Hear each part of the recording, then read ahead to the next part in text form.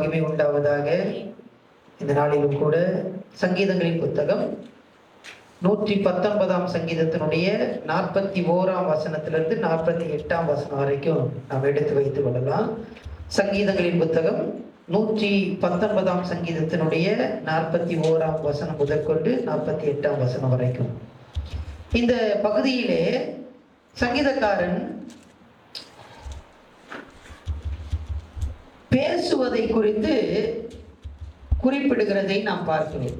இந்த சங்கீதம் முழுவதும் வேத வசனத்தை குறித்து சொல்லுகிறதான ஒரு சங்கீதமாக இருக்கிறது. வேத வசனத்தை குறித்து சொல்லப்படுகிறதை நாம் பார்க்கிறோம். ஆனால் குறிப்பாக இந்த பகுதியிலே பேசுவது என்று அநேக வசனங்களிலே காணப்படுகிறதை நாம் பார்க்கிறோம். 42ஆம் வசனத்தை வாசிக்கலாம். அப்பொழுது என்னை நிந்திக்கிறவனுக்கு உத்தரவு சொல்லுவேன். 46ஆம் வசனம். நான் உம்முடைய சாட்சிகளை குறித்து ராஜாக்களுக்கு முன்பாகவும் வெட்கப்படாமல் பேசுவேன். இப்படி பேசுவதை குறித்து இந்த பகுதியிலே அதிகமாய் சொல்லப்படுகிறதை அல்லது குறிப்பிடுகிறதை நாம் பார்க்கிறோம். முதலாவதாக யார் இதில் பேசுகிறார் என்றால் வாசிக்கிறார். 41ஆம் வசனத்தை வாசிக்கிறார். 41ஆம் வசனம். கர்த்தாவே, உம்முடைய வாக்கின்படி உமது தயவும் உமது ரட்சிப்பும் எனக்கு வருவதாக. உம்முடைய வாக்கின்படி கர்த்தர் பேசுகிறதை பார்க்கிறோம். ஆண்டவர் முதலாவதாக ஆண்டவர் பேசுகிறார். ஆண்டவருடைய வார்த்தை, ஆண்டவருடைய அந்த சத்தம், அதாவது அங்க சொல்லப்படுகிறது உம்முடைய வாக்கின்படி அவருடைய ரட்சிப்பு, அவருடைய தயவு நம்மிடத்தில் வருகிறது. அவருடைய வார்த்தைகள் எப்படியாய் இருக்கிறது? ஆண்டவர் பேசுகிறார், அவருடைய வார்த்தை எப்படி இருக்கிறது என்றால் வாசிக்கலாம். 33ஆம் சங்கீதத்தினுடைய 11ஆம் வசனம். சங்கீதங்கள் புத்தகம் 33ஆம் சங்கீதத்தினுடைய 11ஆம் வசனம். கர்த்தருடைய ஆலோசனை நித்திய காலமாகவும் அவருடைய இருதயத்தின் நினைவுகள் தலைமுறை தலைமுறையாகவும் நிற்கும். அவர் பேசுகிறார், ஆலோசனை கொடுக்கிறார். அந்த ஆலோசனை எப்படிப்பட்ட ஆலோசனையா இருக்கிறது என்றால் நித்திய ஆலோசனை. அது மாறுகிற ஒரு காரியம் அல்ல. அநேகர் ஆலோசனை கொடுப்பார்கள், அது அந்த காலகட்டத்துக்கு இருக்கும். ஒரு நாள் கடந்து போகும்போது, நாட்கள் கடந்து போகும்போது அந்த ஆலோசனை மாறும். நீங்கள் சொன்னது தானே ஏன் செய்தேன்னா அப்போ அவங்க சொல்லுவாங்க, அதை நான் அன்னைக்கு சொன்னேன், இன்னைக்கு அப்படி இல்லை அப்படின்வாங்க. ஆனால் ஆண்டவர் பேசுகிறார், ஆண்டவர் நம்மிடத்தில் ஆலோசனையாக சொல்லுகிறார். அவர் பேசுகிறதான காரியம் நித்தியமாக நித்திய ஆலோசனை கொடுத்து நம்மை நடத்த தேவன் பேசுகிறவராக இருக்கிறார். வாசிக்கலாம், இன்னொரு வசனத்தை வாசிக்கலாம். 1 ராஜாக்களின் புத்தகம் 8ஆம் அதிகாரத்தினுடைய 56ஆம் வசனம். 1 ராஜாக்களின் புத்தகம் 8ஆம் அதிகாரத்தினுடைய 56ஆம் வசனம். தாம் வாக்குத்தத்தம் பண்ணினபடியெல்லாம் தம்முடைய ஜனமாகிய இஸ்ரவேலுக்கு இளைப்பாறுதலை அருளின கர்த்தருக்கு ஸ்தோத்திரம். அவர் தம்முடைய தாசனாகிய மோசேயை கொண்டு சொன்ன அவருடைய நல் வார்த்தைகள் எல்லாம் ஒரு வார்த்தையானாலும் தவறி போகவில்லை. ஆண்டவர் பேசுகிறார், அவருடைய வார்த்தை எப்படிப்பட்டதா இருக்கிறது? நல்ல வார்த்தை. ஆண்டவர் நித்திய ஆலோசனை கொடுத்து நம்மிடத்திலே பேசுகிறார். அவருடைய வார்த்தைகள் நல்வார்த்தைகள். ஆண்டவர் பேசுகிறார், நித்திய ஆலோசனை கொடுத்து அவர் பேசுகிறார். ஆண்டவர் நல்ல வார்த்தைகளை சொல்லுகிறார். அந்த வார்த்தைகள் ஒன்றும் தவறி போகவில்லை என்று நாம் பார்க்கிறோம். இப்படி ஆண்டவர் பேசுகிறார். இப்படி ஆண்டவர் பேசும்போது ஆண்டவர் பேசிக்கிட்டே இருக்காரு. குறுக்குல யார் பேசுறா அப்படின்னு சொன்னா 42ஆம் வசனத்தை வாசிக்கலாம். எப்பொழுது ஆண்டவர் பேசுறாரு, அப்ப நடுவுல யார் பேசுறா? வாசிக்கலாம். நிந்திக்கிறவன், பிசாசு என்ன பண்றான்? நடுவுல பேசுறான். ஆண்டவர் பேசுறான், நம்முடைய எதிராளி சத்ரு என்ன பண்றாரு? நடுவுல பேசுற. இப்படி பேசும்போது அவனுக்கு நாம் உத்தரவு கொடுக்க வேண்டும். ஆண்டவர் பேசுகிறார், நித்திய ஆலோசனை கொடுத்தவர் பேசுகிறார், நல் வார்த்தைகளை கொண்டு ஆண்டவர் பேசுகிறார்.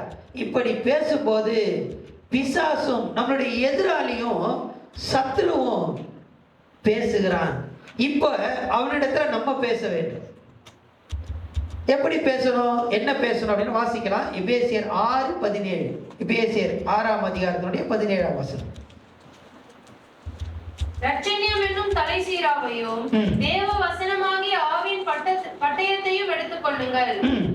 எந்த சமயத்திலும் எப்படி பேச வேண்டும் என்றால், ஆவியின் பட்டயத்தை எடுத்துக்கொண்டு அந்த எதிராளியின் இடத்துல பேச வேண்டும்.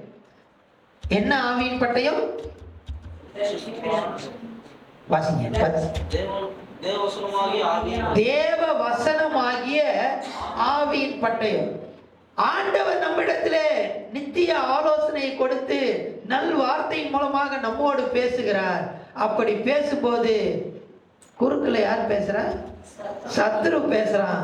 சத்துரு பேசும்போது நம்ம என்ன பண்ணணும் அப்படின்னு சொன்னா, ஆண்டவருடைய வசனத்தை எடுத்து அவனுக்கு உத்தரவு கொடுக்க வேண்டும். வசனம் இல்லாம நம்ம உத்தரவு கொடுத்தோம்னா அவன் என்ன பண்ணிடுவான்னா, ஆண்டவருடைய ஆலோசனை காட்டிலும் வேற ஒரு ஆலோசனை என்ன பண்ணிடுவான், கொடுத்துருவான். நம்ம குழம்பி போயிடுவோம். அவனை நம்ம எப்படி பேசணும்? வேத வசனமாகி ஆவியின் பட்டயத்தை எடுத்துக்கொண்டு பேச வேண்டும். நம்ம எல்லாருக்கும் தெரிந்த ஒரு சம்பவம் மத்திய 4ஆம் அதிகாரம், லூக்கா 4ஆம் அதிகாரத்தில் இருக்கு. இயேசு ஆண்டவர் ஜெபிக்கும்படியாக கடந்து போகிறார். அங்கே 40 நாள் உபவாசம் இருக்கிறார் என்று பார்க்கிறோம். அப்பொழுது அவர் ஜெபத்தை முடிக்கிறதான அந்த நேரத்தில் அல்லது ஜெபிக்கும் போது சோதிக்கப்படுவதற்காகவே அவர் போனார் என்று பார்க்கிறோம். இப்படி இருக்கிற நேரத்தில் அந்த உபவாசத்தின் நாட்கள்ல யார் பேசுறா? பிசாசு வந்து பேசுறான். ஒரு முறை இல்லை, எத்தனை முறை? 3 முறை பேசுறான். இந்த 3 முறையும் ஆண்டவர் அவனுக்கு என்ன பண்றாரு? பதில் கொடுக்கிறார். ஜெபிக்கிறார், உபவாசிக்கிறார். அந்த நேரத்துல யார் வரா? இப்படிதான் ஆண்டவர் நம்மிடத்துல பேசும்போது, ஆண்டவர் நம்மிடத்துல நல்வார்த்தைகள் மூலமாக நித்திய ஆலோசனை கொடுத்து பேசும்போது குறுக்குல யாரும் பேசுவா? இப்ப அவனுக்கு நம்ம ஆண்டவர் பேசுறாரு. எதை எடுத்து பேசினாரு? வசனத்தை எடுத்து பேசுறாரு. இந்த வசனத்துல இப்படி இருக்கிறது, நியாயப்பிரமாணத்துல இப்படி இருக்கிறது என்று பேசுகிறதை நாம் பார்க்கிறோம். சத்துரு பேசும்போது நம்ம வேத வசனத்தை கொண்டு பேச வேண்டியது மிக மிக அவசியம். இன்னொரு வசனத்தையும் வாசிக்கலாம். 1 பேதுரு புத்தகம் 3ஆம் அதிகாரம் 15ஆம் வசனம். 1 பேதுரு 3:15. கர்த்தராகிய தேவனே, உங்கள் இருதயங்களில் பரிசுத்தம் பண்ணுங்கள். உங்களில் இருக்கிற நம்பிக்கையை குறித்து உங்களிடத்துல இருக்கிற நம்பிக்கையை குறித்து, நீங்க ஆண்டவர் பேர்ல ஒரு நம்பிக்கையை வைத்திருக்கிறீங்க. இந்த நம்பிக்கையை குறித்து உங்களிடத்தில் விசாரித்து கேட்கிறீங்க. நடுவுல வந்து என்ன பண்றாங்கன்னா, விசாரித்து கேட்கறாங்க. நீங்க ஏங்க திடீர்னு சர்ச்சைக்கு போறீங்க? நீங்க ஏங்க திடீர்னு இதெல்லாம் செய்றீங்க? நீங்க காலையில டிவோஷன் கிளம்பி போயிருக்கீங்களே ஏன் அப்படின்னு சொல்லி விசாரித்து கேட்கும் போது அவங்களுக்கு எப்படி நம்ம உத்தரவு சொல்லணும் அப்படின்னு சொன்னா, சாந்தத்தோடும் வணக்கத்தோடும் எப்பவுமே ரெடியா இருக்கணும். இல்லைன்னா அவன் நடுவுல ஏதாவது என்ன பண்ணுவான்? ஆலோசனை கொடுத்துட்டு போயிடுவான். அவங்களுக்கு எப்படி நம்ம ஆலோசனை கொடுக்கணும்னா, வேத வசனத்தை எடுத்துக்கொண்டு சாந்தத்தோடும் வணக்கத்தோடும் விசாரித்து கேட்கிறவர்களுக்கு ஆலோசனை பேச வேண்டியது மிக மிக அவசியம். முதலாவது ஆண்டவர் பேசுகிறார். ஆண்டவர் நல் வார்த்தைகளை கொண்டு நித்திய ஆலோசனை கொடுத்து ஆண்டவர் பேசுகிறார். இப்ப நடுவுல பிசாசு பேசுகிறான், எதிராளி சத்துரு பேசுகிறான். அவனுக்கு வேத வசனத்தை எடுத்துக்கொண்டு சாந்தத்தோடும் வணக்கத்தோடும் அவனிடத்துல நம்ம பேசுகிறோம். ஆமென். அடுத்தபடியாக வாசிக்கலாம். 43ஆம் வசனம். 43ஆம் வசனம். சத்திய வசனம் முற்றிலும் என் வாயினின்று நீங்க விடாதேயோ, உம்முடைய நியாய தீர்ப்புகளுக்கு காத்திருக்கிறேன். இப்பொழுது தேவ ஜனங்கள் யார் இடத்துல பேசுறாங்கன்னா ஆண்டவர் இடத்துல பேசுறாங்க. திரும்பவும் அந்த வசனத்தை வாசிக்கலாம். சத்திய வசனம் முற்றிலும் என் வாயினின்று நீங்க விடாதிரும். இது யார் சொல்றான்னா தேவ ஜனங்கள் ஆண்டவர் இடத்துல பேசுறாங்க. தேவன் பேசுகிறார். தேவன் பேசும்போது சத்துரு பேசும்போது சத்துருக்கு நம்ம என்ன பண்றோம்? எதிர்த்து உத்தரவு சொல்றோம். நம்ம பேசுறோம். இப்ப நம்ம சத்துரு இடத்துல பேசிட்டோம். இப்ப நம்ம யார் இடத்துல பேசுறோம்? ஆண்டவர் இடத்துல பேசுகிறோம். ஆண்டவர் இடத்துல வாசிக்கலாம் ஒரு வசனம். நெகேமியா 5:19. நெகேமியாவின் புத்தகம் 5ஆம் அதிகாரத்தினுடைய 19ஆம் வசனம்.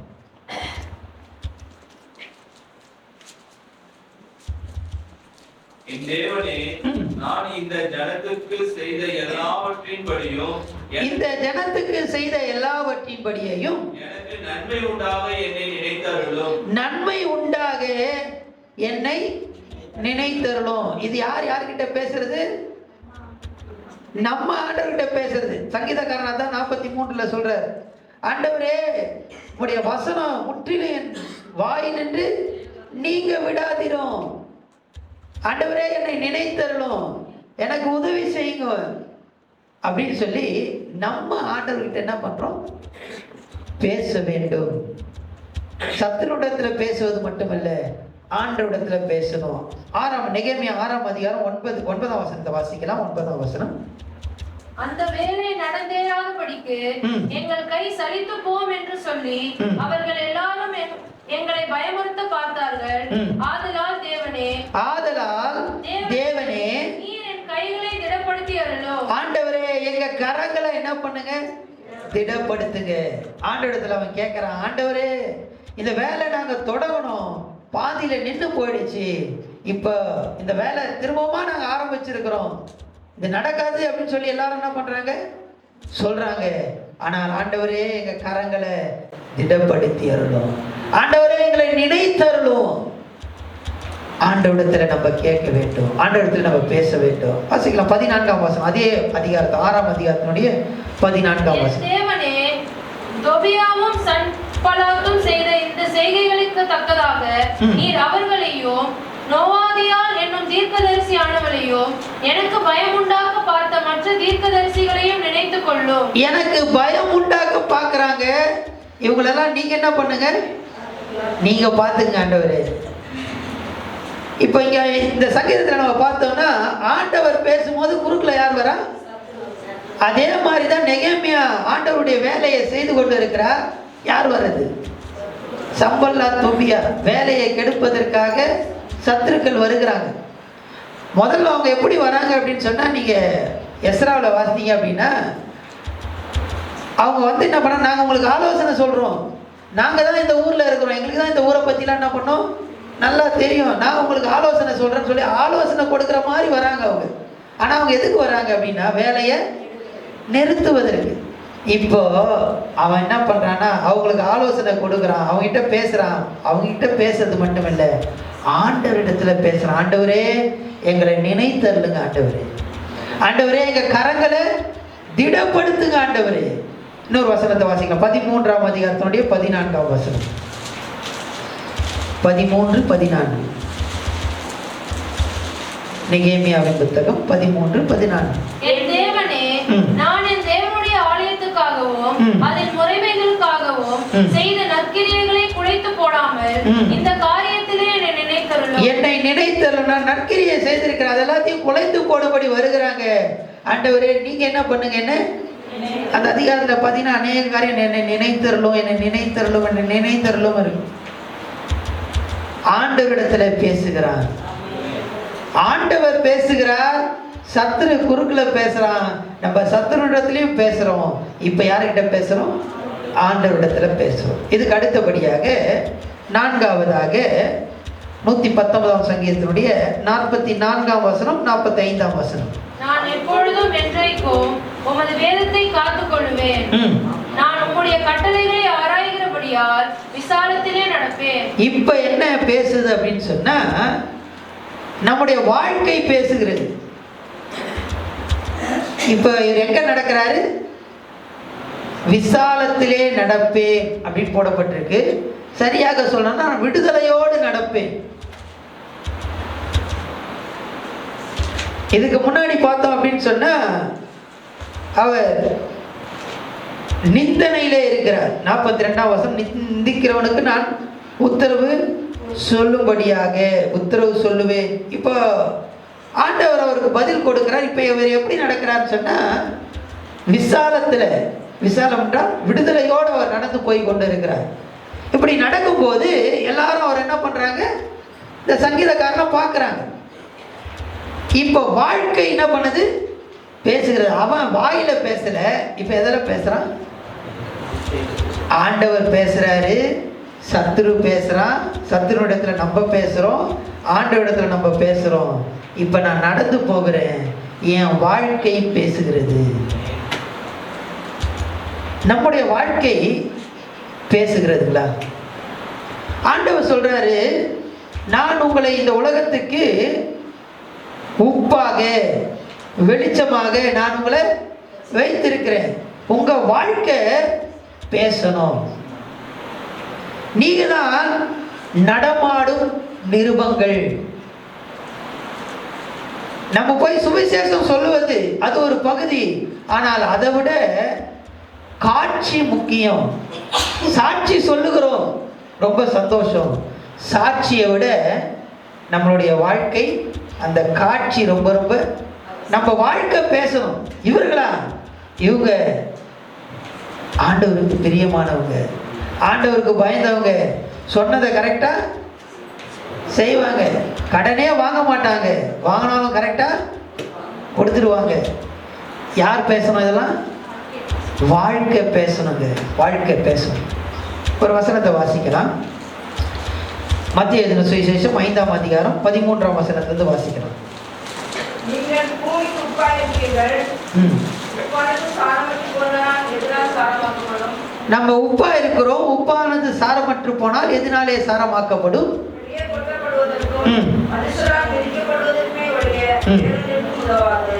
நீங்கள் உலகத்துக்கு வெளிச்சமாயிருக்கிறீர்கள். வெளிச்சமாயிருக்கிறோம். மலையிலே இருக்கிற பட்டணம் மறைந்திருக்க மாட்டாது. விளக்கை கொளுத்தி மரக்காலால் மூடி வைக்காமல் விளக்கு தட்டின் மேல் வைப்பார்கள். அப்பொழுது அது வீட்டுடைய யாவருக்கும் வெளிச்சம் கொடுக்கும். அப்பொழுது அது வீட்டில் இருக்கிற யாவருக்கும் வெளிச்சம் கொடுக்கும். எவ்விதமாக நீங்க உப்பா இருக்கிறீங்க, வெளிச்சமா இருக்கிறீங்க, இவ்விதமாக மனுஷர் உங்கள் நற்கிரிகளை கண்டு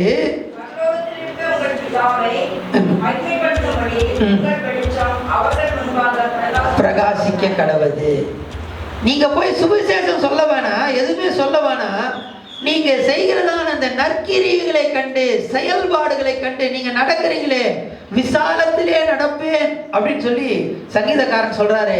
அந்த விடுதலையோடு நீங்க நடக்கிறதான அந்த வாழ்க்கை நடை, அந்த வாழ்க்கை முறையை கண்டு உங்களை பார்க்குறவங்க யாரை மகிமைப்படுத்துவாங்கன்னா ஆண்டவரை மகிமைப்படுத்துவாங்க. அவங்களுக்கு ஆண்டவரை தெரியாதுங்க, ஆண்டவரை பற்றி யாரும் அவங்களுக்கு சொல்லலை. ஆனால் எது சொல்லுது அப்படின்னு சொன்னால் என்னுடைய வாழ்க்கை பேசுகிறது. அதுதான் சங்கீதக்காரன் நீங்கள் சொல்லுகிறதே நான் பார்க்கிறோம்.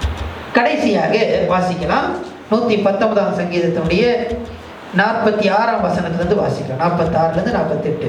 நான் உம்முடைய சாட்சிகளை குறித்து ராஜாக்களுக்கு முன்பாகவும் வெட்கப்படாமல் பேசுவேன். நான் பிரியப்படுகிற உமது கற்பனைகளின் பேரில் மனமகிழ்ச்சியாய் இருப்பேன்.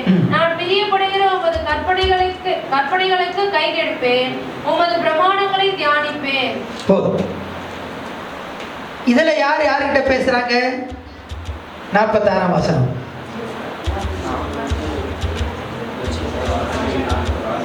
ராஜாக்களுக்கு முன்பாக தேவஜனம் மற்றொரு தேவஜனத்தோடு பேசுகிறதை நாம் பார்க்கிறோம். ஆண்டவர் பேசுகிறார். ஆண்டவர் பேசும்போது பிசாசும் பேசுகிறான், எதிராளி பேசுகிறான். அப்பொழுது நாம் எதிராளிக்கு உத்தரவு சொல்லும்படியாய் பேசுகிறோம், ஆண்டவரிடத்தில் பேசுகிறோம். அதுக்கு பிற்பாடு என்னுடைய வாழ்க்கையே பேசுது. இப்போ நான் என்ன பண்ணேன், நான் மற்றவர்களிடத்துல பேசுகிறேன். வாசிக்கலாம். அப்போஸ்தலர் நடபடிகள் 4ஆம் அதிகாரத்தினுடைய 20ஆம் வசனம். அப்போஸ்தலர் 4:20.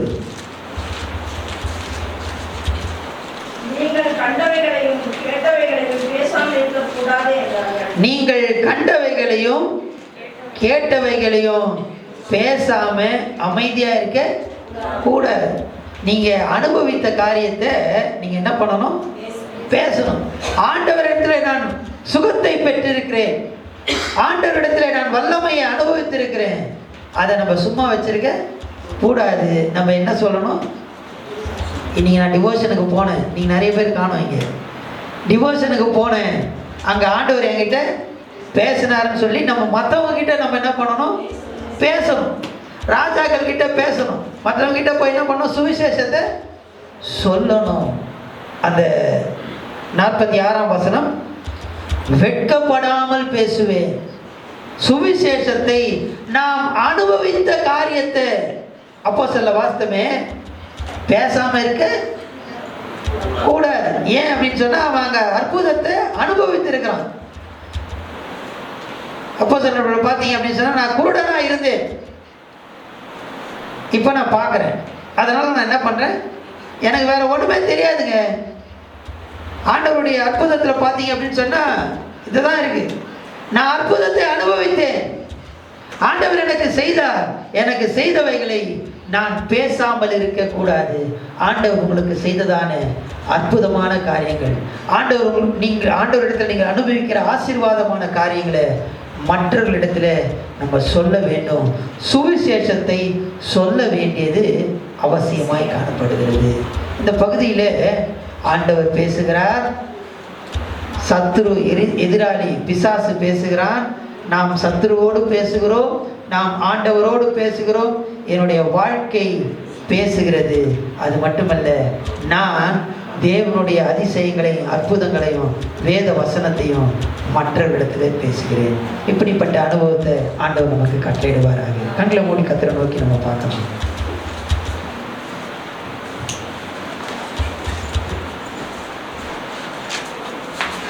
ஆண்டவரே, எங்களுடைய பேச்சிலே நாங்கள் கவனமாக இருக்க நீர் எனக்கு உதவி செய்யப்பா.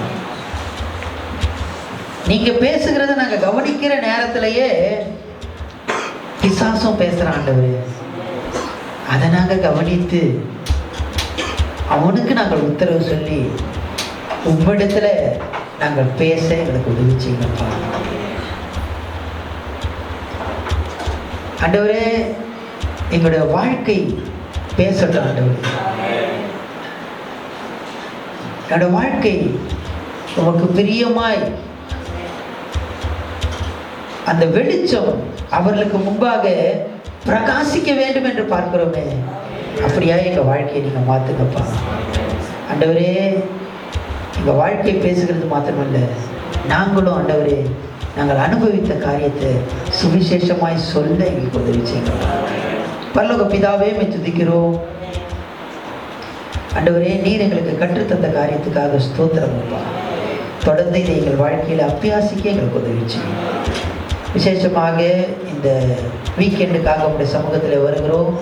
இந்த வார இறுதி நாட்கள் ஆண்டவரே எங்களுக்கு சந்தோஷத்தை கத்தனை கட்டளையிடும்படியாக இந்த நாட்களிலே செய்ய போவதான ஒவ்வொரு காரியத்தையும் உங்களுடைய கரத்தில் அர்ப்பணிக்கிறோம்ப்பா.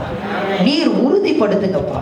நாங்கள் செய்ய போகிற காரியத்தை கத்த நீர் உறுதிப்படுத்த முடியாது கேட்கிறோம், நீர் ஆசீர்வதிக்க முடியாது கேட்கிறோம்ப்பா. ஸ்தோத்திரமப்பா, ஸ்தோத்திரமப்பா.